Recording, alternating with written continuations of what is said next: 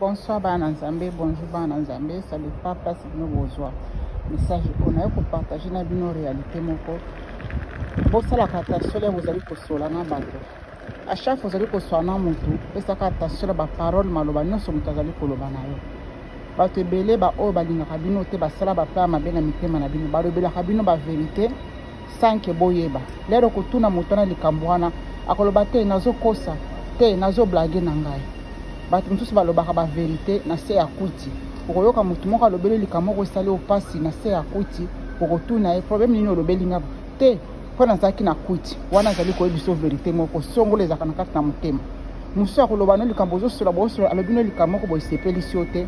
Mba moko lero kotuna e pourquoi zali koloba na ngabo akoyebisa ote nazo kosa nanga nazo blague. Soko yoki mutu na kata masoro bo zali ko sola bina zali ko kosa na zali ko blague. Yeba ki alobeli o vérité moko bo o ezaki na kati na e. O ezalaki bolamu na ngana partage na bino bana nzambe.